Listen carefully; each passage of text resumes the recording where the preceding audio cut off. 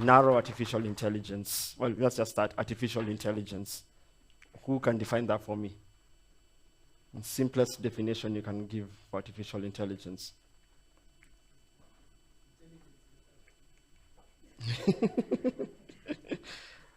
All right, let's just say artificial intelligence is an attempt to simulate human thought or human intelligence by a machine. So a lot of AI has been trying to do very specific things on the part of human intelligence, because human intelligence is a very broad subject. So AI, a lot of research that has gone into AI has gone into problem solving, learning, reasoning. Those are some of the key areas where we've seen AI being put to task, and language, of course. So those are the four main, but there are other areas of human intelligence that obviously AI has not yet started to work on, and that's because we still haven't figured out how to turn that into zeros and ones. Once we do, then AI takes the next step forward. And the natural progression for AI to take is then to move on to what we call general intelligence. Now, general intelligence is the ability for AI to simulate human thought, but now on a horizontal level, meaning on different fields of different schools of thought, for it to be able to give you a recipe and still maybe solve your mechanical issue. And you can say you can ask ChatGPT for both those things and it will provide. But ChatGPT, in all its glory, is a very strong AI that is good at language and context. And the best way to look at, how many of you have got any wrong answers from ChatGPT? How many of you fact check what ChatGPT tells you? How many don't? I recently did an experiment where I let ChatGPT write for me a few work documents, and I submitted them. Everybody liked them. I fact-checked after the fact, and I had to write back and say, that was my draft. Please find amendments below. We actually believe ChatGPT always gets it right, but it doesn't. But the fact that its language model is so good that the wrong thing sounds right. Just goes to show you it's one of its key limitations. So how do we move from narrow AI, well, just artificial intelligence in general? Okay, wrong choice of words. How do we move from AI, artificial intelligence, to general intelligence, and then move on to something else called super intelligence? Any ideas?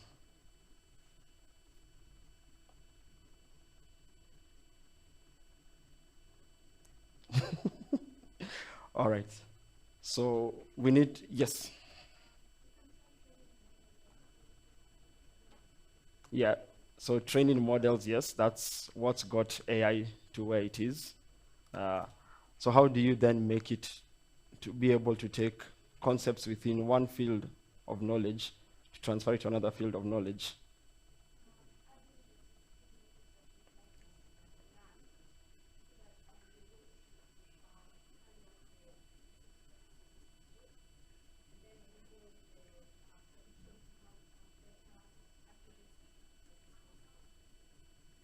All right.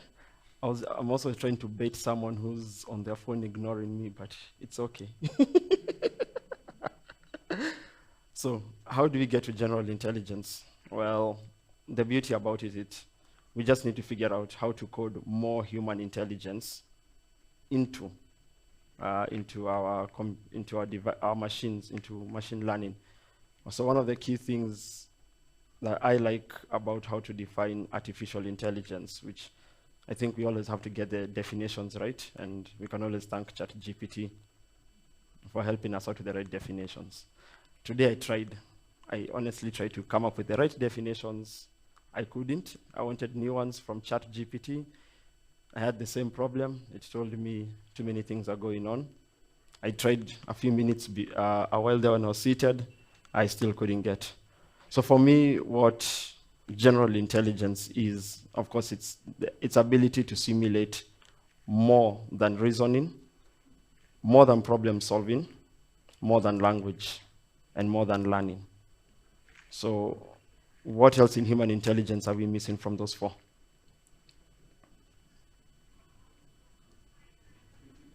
Creativity, yeah. Intuition, paranoia, yeah. Feelings, emotions, yes. So those are all good examples. Those are examples that we need to figure out how to write that into code. For me, human intelligence, as I define it, is anything we cannot yet code to have a computer simulate. So we are getting to the point where our human intelligence, I don't want to say it's been reduced, but at least we are able, we're able to transfer a lot of some of our intelligence that is human over to AI to do that heavy lifting for us, and we are left with a few unique things. And I know on the part of creativity, maybe we can look at DALI 2.0, Mid-Journey. They're coming up with images, of course, and we've seen that they're mashing up images across the internet. A good way, actually, of seeing images produced by DALI is that they always get the fingers and the hands wrong. You'll notice double knuckles, an additional six fingers or 4 fingers. So there's clearly something it still needs to learn about that. And it probably as they continue, OpenAI continues to improve its models, it will also improve DALI. So is that really creativity when it's able to just pick all those images, mash, and come up with its own unique? That is creativity.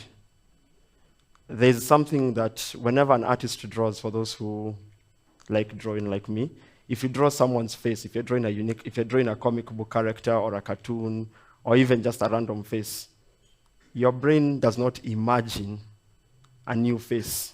It takes pieces of faces you've seen before and then draws them. So for example, if I don't have maybe later on my phone, I have images which I have drawn with pencil and charcoal. I'm sure if that was given to an AI and the list of all my images that I have seen in my life, it will pick someone's specs, someone's ears, someone's nose, someone's facial characteristics, and then that's how I ended up building that. And that's how DALI is building that. Then does that mean creativity has been solved?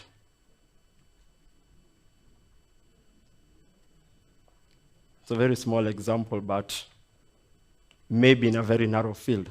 But then that does not make it general artificial intelligence. Because we need general artificial intelligence to be one AI that can do all or do as much as a human can do.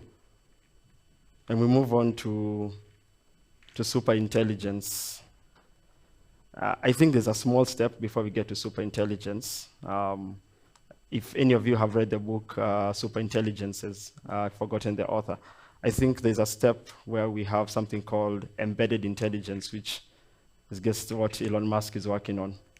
So that ability for us to then supercharge or superpower our brains with an add-on, if you'd call it that, like a browser extension for our brains that helps us think faster, reason faster, create faster. That would be the general progression. So my prediction for 2023 is we'll see AI's commercial utilization. It's not gonna, before it takes away jobs, it has to be commercialized. So we'll see law firms, accounting firms start using them to churn out work faster.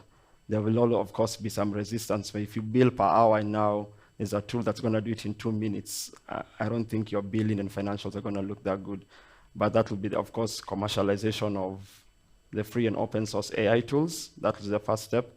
Second prediction I have is that we're going to see an attempt to move forward towards general artificial intelligence.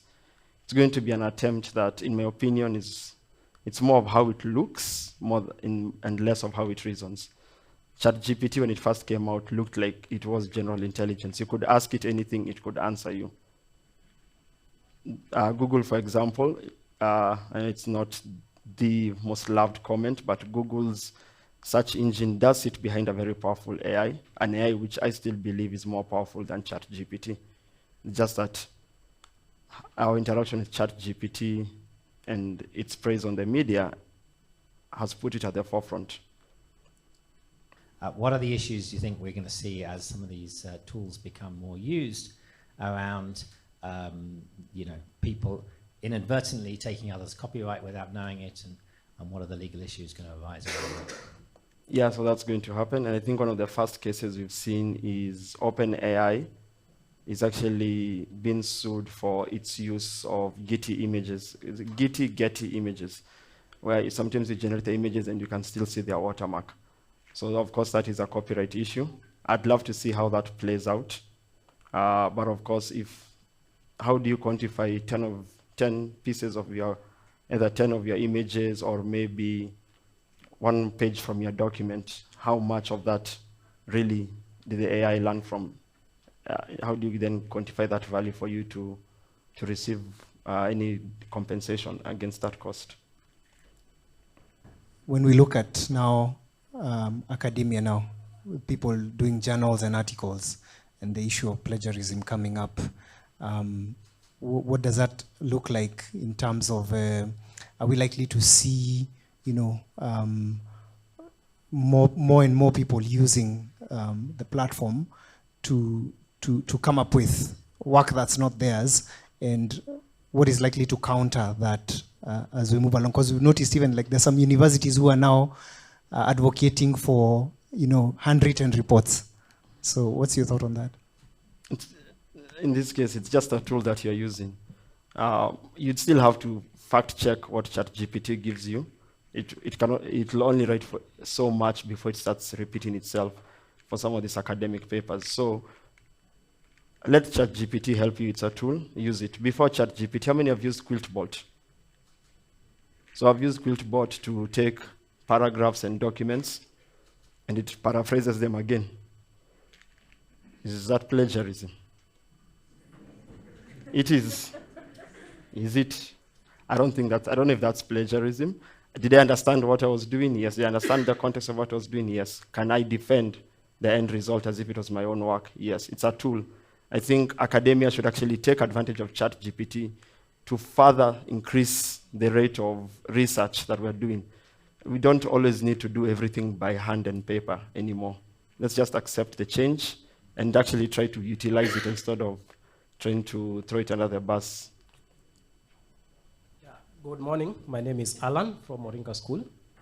I want you to briefly talk about issues of ethics and accountability, especially in the context of driverless cars. Who becomes responsible when things go wrong? So I'll have to defer that to the upcoming panel. I believe the next panel is speaking on ethics within the AI space. So I think I'll leave that for them to answer. All right, thank you.